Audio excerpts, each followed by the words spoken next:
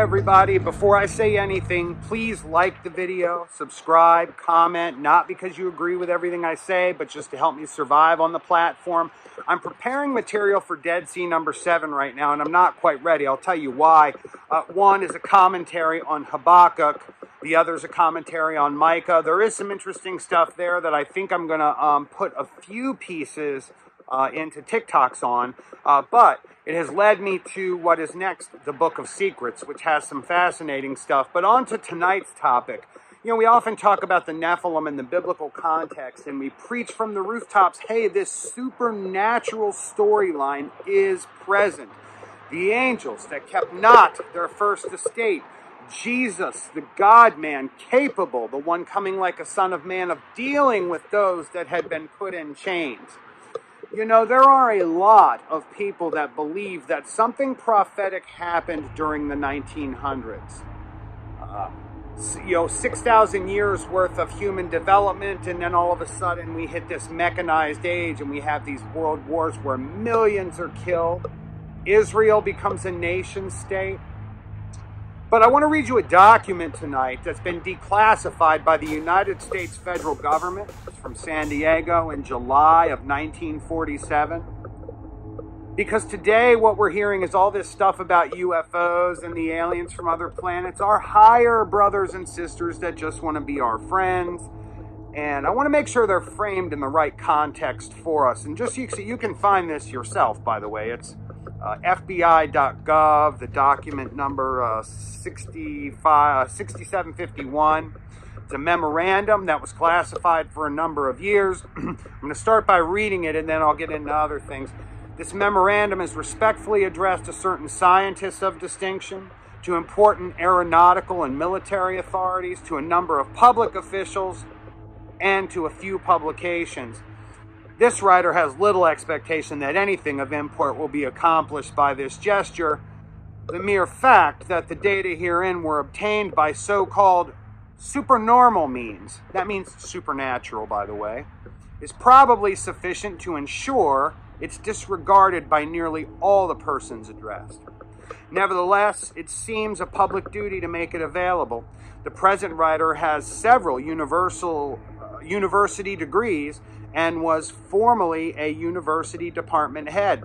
A very serious situation may develop at any time with regard to flying saucers. If one of those should be attacked, the attacking plane will almost certainly be destroyed. In the public mind, this might create panic and international suspicion. The principal data concerning these craft is now at hand and must be offered, no matter how fantastic and unintelligible it may seem to minds not previously instructed in thinking of this type.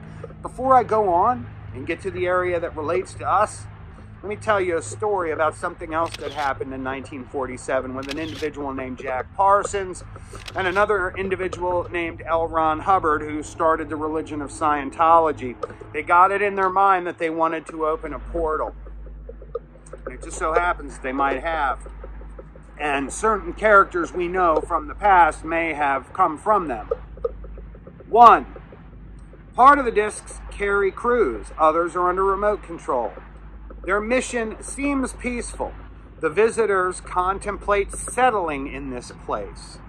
These visitors are human-like, but much larger in size. They are not excarnate Earth people, but come from their own world.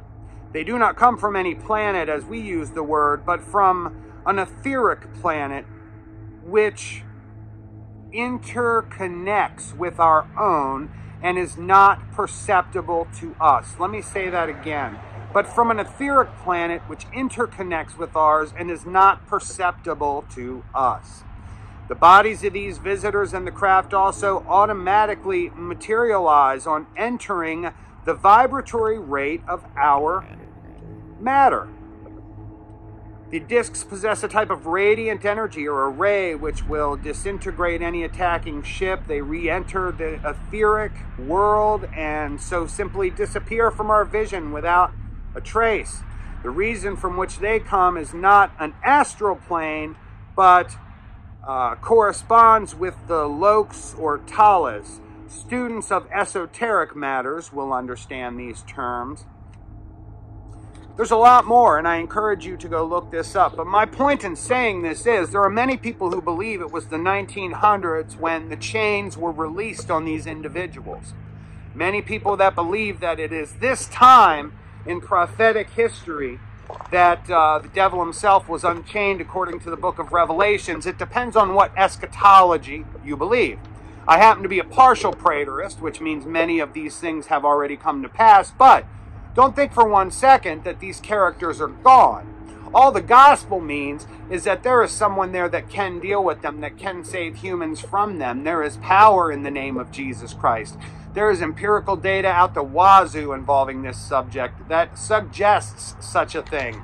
How do we learn more about this? Well, get out of thinking of things in terms of evolution and creation and get into thinking in things of terms of supernaturalism and naturalism, right? Evolutionists aren't evil people, right?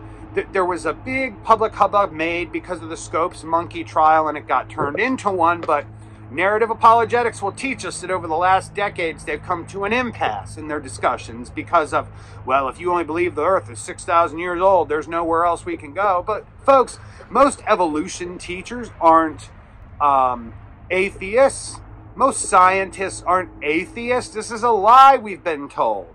Think of things in terms of supernaturalism and naturalism, because then you can ask yourself, is naturalism a sufficient means to explain everything going on in the world around us? And we quickly learn that no, it's not.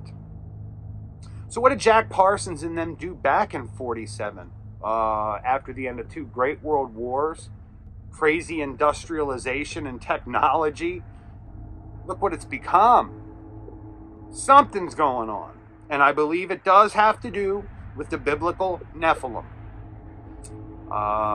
Does it hearken the soon return of Jesus Christ? Maybe it does.